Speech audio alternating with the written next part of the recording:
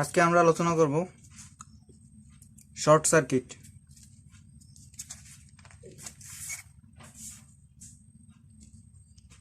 তাহলে শর্ট সার্কিটের ডেফিনেশন যদি লক্ষ্য করি সেটা হচ্ছে when two points of circuit are connected together by a thick material wire then they are said to be short circuit। অর্থাৎ কোনো একটা সার্কিটের দুইটা ওপেন প্রান্ত যদি একটা থিক ম্যাটেরিয়াল দ্বারা কানেক্টেড থাকে তখন সেই সার্কিটটাকে বলা হয় শর্ট সার্কিট। তাহলে এখানে সাপোজ একটা সার্কিট আমরা দেখতে পাচ্ছি, এই সার্কিটের দুইটা ওপেন টার্মিনাল আছে, এ টার্মিনাল এবং B terminal. R A B terminal একটা থিক ম্যাটেরিয়াল ওয়্যার দ্বারা কানেক্টেড আছে, অর্থাৎ এটা এ আর বি প্রান্ত শর্ট করা আছে। আর এই ধরনের সার্কিটেই হচ্ছে শর্ট সার্কিট। তাহলে শর্ট সার্কিটের ক্ষেত্রে এখানে একটা ভোল্টেজ সোর্স আছে ভি, যার নেগেটিভ টার্মিনালের পাশে পজিটিভ টার্মিনালের পাশে, আর টোটাল যে কারেন্টটা ফ্লো হচ্ছে সেটা হচ্ছে আই। তাহলে আই পয়েন্টে এসে এই এ পয়েন্ট এবং বি পয়েন্ট, এই দুইটা পয়েন্টের মাঝখানে একটা ম্যাটেরিয়াল থিক ওয়্যার আছে বা থিক ম্যাটেরিয়াল আছে। তাহলে এই থিক ম্যাটেরিয়াল ওয়্যারটাই হচ্ছে শর্ট হিসেবে কাজ করবে। সো যেহেতু এটা শর্ট হিসেবে কাজ করছে, তাহলে এখান থেকে কারেন্টটা এসে সরাসরি এখানে ফ্লো হতে পারবে। তার মানে এই এ পয়েন্টের যে ভোল্টেজ ভিএ আর বি পয়েন্টের যে ভোল্টেজ ভিএ, এদের ভিতরে কোনো ধরনের ডিফারেন্স থাকবে না, অর্থাৎ টোটাল ভোল্টেজের যে পার্থক্য সেটা হবে শূন্য। তাহলে ভিএ আর ভিভি যদি থাকে তাহলে আমরা এখানে লিখতে পারি যে VA minus VB is equal to del V. তাহলে here VA is equal to VB, অর্থাৎ এ পয়েন্টের ভোল্টেজ আর বি পয়েন্টের ভোল্টেজ সমান। তাহলে এই জন্য আমরা লিখতে পারবো VA is equal to VB. তাহলে so del V is equal to লেখা যায় VA minus VB, del V is equal to VA minus VA, that means zero. So del V is equal to হবে zero. এখন আমরা এখানে যদি Ohm's law apply করি, Ohm's law হচ্ছে V is equal to I R. তাহলে V is equal to যদি I R হয় তাহলে আর ইজ ইকুয়াল টু লেখা যায় ভি বাই আই। তাহলে এখানে যে টোটাল ভোল্টেজ ছিল, অর্থাৎ ভোল্টেজের যে ডিফারেন্স সেটা জিরো। তাহলে যেহেতু ভি জিরো, তার মানে আমরা এখানে লিখতে পারি zero by I is equal to zero, অর্থাৎ R is equal to zero. তার মানে এখানে এই শর্ট যে প্রান্ত আছে তার দুই প্রান্তের ভিতরে কোনো ধরনের রেজিস্ট্যান্স থাকবে না, বা রেজিস্ট্যান্সের যে ভ্যালু হবে সেটা হবে জিরো। তাহলে রেজিস্ট্যান্সের ভ্যালু যদি জিরো হয় তাহলে আমরা লিখতে পারি I is equal to V by R. So I is equal to V by zero. তা so I is equal to লেখা যাবে ইনফিনিটি।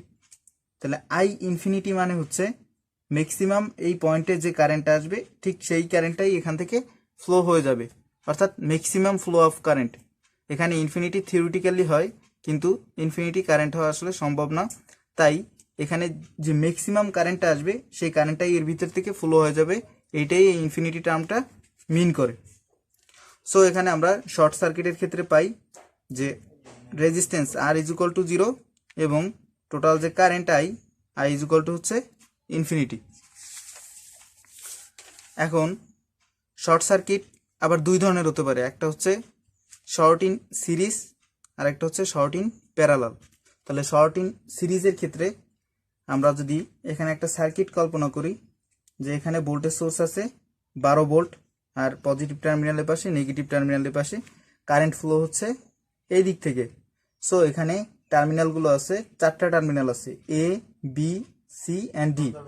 এ বি টার্মিনালের ভিতরে যে রেজিস্ট্যান্স আছে সেটা হচ্ছে আর1, বিসি টার্মিনালের ভিতরে রেজিস্ট্যান্স হচ্ছে আর2, সিডি টার্মিনালের ভিতরে রেজিস্ট্যান্স হচ্ছে আর3। তাহলে এখান থেকে আমরা যদি এটার টোটাল পাওয়ারটা হিসাব করি, তাহলে পাওয়ারটা হিসাব করার কারণটা আমি পরে বলছি। যদি আমরা টোটাল পাওয়ারটা হিসাব করি তাহলে দেখতে পারবো যে টোটাল যে রেজিস্ট্যান্স সেটা হচ্ছে R is equal to 1 plus 2 plus 3 is equal to 6 ohm. So আমরা জানি I is equal to V by R. V হচ্ছে টোটাল ভোল্টেজ 12 ভোল্ট, আর আর এর ভ্যালু হচ্ছে 6, তাহলে 12 by 6 is equal to 2 volt. আর আমরা জানি যে power P is equal to I square R. So I square এখানে 4 ইন্টু 6 ইজ ইকুয়াল টু হবে 24 ওয়াট। ঠিক সিমিলারলি এখানে দ্বিতীয় সার্কিটটার ক্ষেত্রে যদি যাই, তার মানে বি সার্কিটের ক্ষেত্রে যদি যাই, তাহলে এখানে টার্মিনাল আছে A B C and D. তাহলে আমরা এখানে সি এবং ডি যে টার্মিনালটা আছে তার সাথে যে রোধ R3 সংযুক্ত আছে সেই টার্মিনালটাকে শর্ট করলাম। তাহলে এখানে এই টার্মিনালটাকে শর্ট করা মানে এই টার্মিনালের সি এবং ডি টার্মিনালের ভিতরের যে রোধ সেটা হচ্ছে 0। তাহলে that's why R3 is equal two CD is equal to হবে 0। সো আমরা এখান থেকে লিখতে পারি যে R ইজ ইকুয়াল টু এখানে 1 ওহম আর 2 ওহম এই দুইটা পাবো, বাট সিডি প্রান্তের যে রোধ অর্থাৎ R3 এটা হবে 0। So R is equal to 1 plus 2 plus 0 is equal to 3। তাহলে আমরা জানি I is equal to V by R, তাহলে এখানে R এর ভ্যালু 3, ভি এর ভ্যালু 12, সো 4 ভোল্ট আসবে, 4 এম্পিয়ার আসবে, এখানে 4 এম্পিয়ার আসবে কারেন্টের ভ্যালু, আর এখানেও 2 এম্পিয়ার আসবে হচ্ছে কারেন্টের ভ্যালু। তাহলে কারেন্টের ভ্যালু যখন 2 এম্পিয়ার আসলো, তাহলে এখান থেকে আমরা পাওয়ারটা হিসাব করতে পারি। পাওয়ার পি ইজ ইকুয়াল টু হবে I²R, অর্থাৎ এখান থেকে টোটাল পাবো 48 ওয়াট। তাহলে 48 ওয়াট পেলাম। এখন আবার এই সি সার্কিটের ক্ষেত্রে যদি সেমভাবে লক্ষ্য করি, তাহলে এই সার্কিটে যে টার্মিনালগুলো আছে A, B, C and D, আমি বি থেকে ডি টার্মিনাল পর্যন্ত একটা থিক ম্যাটেরিয়াল ওয়্যার দ্বারা জুড়ে দিয়েছি, অর্থাৎ এটাকে আমি শর্ট করছি। তাহলে এটাকে যদি শর্ট করি, তাহলে এই যে দুইটা রেজিস্ট্যান্স R2 এবং R3 এর ভিতর থেকে যে পরিমাণ কারেন্টটা আসবে টোটাল কারেন্টটাই ফ্লো হবে। দ্যাট মিনস এখানে রেজিস্ট্যান্স হবে 0। তাহলে আর বিডি প্রান্তের রেজিস্ট্যান্স যেহেতু 0, তাই R2 এবং R3 এই দুই প্রান্তের মানে দুইটার রেজিস্ট্যান্সের ভ্যালু হবে 0। তাহলে সো আমরা লিখতে পারি RBD is equal to R2 plus R3 is equal to 0। So total resistance R is equal to 1 plus 0 plus 0 is equal to 1 ohm. So I is equal to 12 by 1 is equal to 12 ampere. তার মানে এখান থেকে power হিসেব করলে power P is equal to আসবে I²R, অর্থাৎ I এর value 12, তাহলে 12 এর স্কয়ার ইন্টু 1 মানে 144 ওয়াট।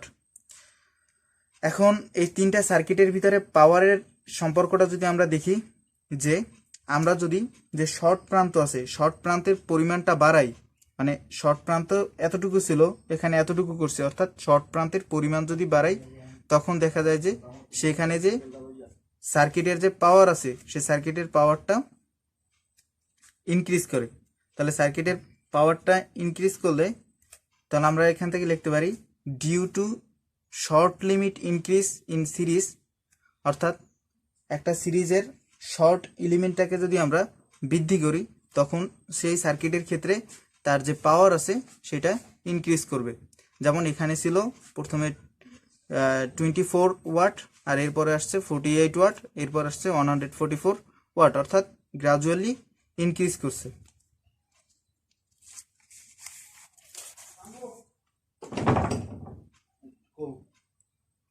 এরপরে আসি আমরা শর্ট ইন প্যারালালের ক্ষেত্রে। তাহলে শর্ট ইন প্যারালালের ক্ষেত্রে যদি লক্ষ্য করি, তাহলে এখানে ভোল্টেজ সোর্স আছে ভি। তাহলে ভোল্টেজ সোর্স যদি ভি হয়, এখানে দুইটা রেজিস্টার R1 এবং R2 প্যারালালে কানেক্টেড আছে, অর্থাৎ যদি প্যারালালে কানেক্টেড থাকে এখানে এ পয়েন্ট আর বি পয়েন্ট, এই দুইটা পয়েন্টের ভিতরের যে রেজিস্ট্যান্স আছে R2, একে যদি আমরা শর্ট করি তাহলে R2 এর যে ভ্যালু সেটা হবে 0, বিকজ এ থেকে বি প্রান্তের ভিতর থেকে কারেন্টটা টোটালি ফ্লো হবে। তাহলে সো এখানে আমরা ইকুইভ্যালেন্ট রেজিস্ট্যান্স ক্যালকুলেট করলে দেখতে পারবো যে RE is equal to R1 R2 by R1 plus R2, because R1 আর R2 এই দুইটা প্যারালালে আছে। সো এখানে যেহেতু R2 এর ভ্যালু 0, তাই টোটাল যে R ইকুইভ্যালেন্ট হবে, অর্থাৎ R equivalent is equal to R1 into 0 by R1 plus R2, that means RE is equal to 0। এখন বি সার্কিটের ক্ষেত্রে যদি আবার লক্ষ্য করি, তাহলে এখানে তিনটা রেজিস্ট্যান্ট কানেক্টেড আছে প্যারালালে, একটা হচ্ছে R1 R2 এবং R3। তাহলে সি টার্মিনাল এবং ডি টার্মিনাল এর মধ্যে যদি একটা থিক ম্যাটেরিয়াল ওয়্যার দ্বারা আমরা কানেক্টেড করি, তাহলে এটা শর্ট হয়ে যাবে। তার মানে R3 এর ভিতর থেকে টোটাল কারেন্টটা তখন ফ্লো হবে। তাহলে সো R ইকুইভ্যালেন্ট অর্থাৎ RE ইজ ইকুয়াল টু হবে R1 into R2 into R3 by R1 plus R2 plus R3। So R equivalent is equal to R1 into R2 into 0 by R1 plus R2 plus R3। So RE is equal to 0, মানে 1 আর অর্থাৎ একটা যদি parallel কানেকশনের ক্ষেত্রে যদি একটা মাত্র register হচ্ছে short করা হয়, তাহলে টোটাল যে প্যারালালে কানেক্টেড রেজিস্টারগুলো আছে তাদের ভ্যালুটা শূন্য হয়ে যাবে। তাহলে এই জন্যই আমরা লিখতে পারি ওয়ান শর্ট ইন প্যারালাল, অর্থাৎ প্যারালালে কানেক্টেড অনেকগুলো যদি রোধ থাকে তার মধ্যে থেকে যদি একটাকে আমরা শর্ট করি তাহলে টোটাল প্যারালালে কানেক্টেড যে রেজিস্ট্যান্সগুলো আছে সবগুলোই জিরো হয়ে যাবে। তাহলে এই জন্যই আমরা লিখতে পারি one short in parallel is equal to all resistance in parallel is zero.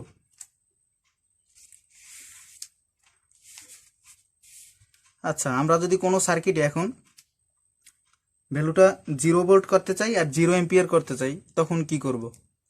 যখন কোনো একটা সার্কিটের ভিতরের ভোল্টেজটা 0 যখন করতে চাবো তখন ওই সার্কিটের যে দুইটা টার্মিনাল থাকবে সেই দুইটা টার্মিনালকে শর্ট করে দিতে হবে। তাহলে যদি শর্ট করে দিই তখন এটা শর্ট সার্কিটের ক্ষেত্রে আমরা জানি যে এখানে resistance R is equal to 0 হয় এবং যে total current I is equal to infinity হয়। আবার এখানে দুই প্রান্তকে যদি ওপেন করে দিই তখন এর ভিতর থেকে কোনো ধরনের কারেন্টের ফ্লো ঘটবে না। যেহেতু কোনো ধরনের কারেন্টের ফ্লো ঘটতেছে না তাই আই ইজ ইকুয়াল টু 0 হবে এবং আই ইজ ইকুয়াল টু 0 হওয়ার জন্য আর ইজ ইকুয়াল টু ইনফিনিটি হবে।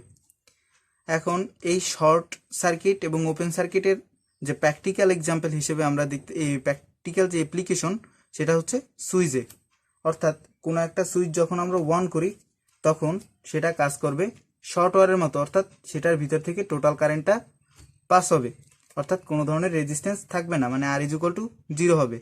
আবার যখন সুইচটা ডিসকানেক্ট করব তখন সেটা ওপেন লাইন হিসেবে কাজ করবে, অর্থাৎ তখন এর ভিতর থেকে আর কোনো ধরনের কারেন্ট ফ্লো হবে না। এর পরবর্তীতে টার্ম আছে ফিউজ, অর্থাৎ ফিউজের ক্ষেত্রে আমরা একটা থিক ম্যাটেরিয়াল ওয়্যার ইউজ করি। একটা থিক ম্যাটেরিয়াল ওয়্যার দ্বারা শর্ট করা হয়। তাহলে যদি শর্ট করি, এখন ফিউজ আমরা মূলত ইউজ করি সেফটির জন্য।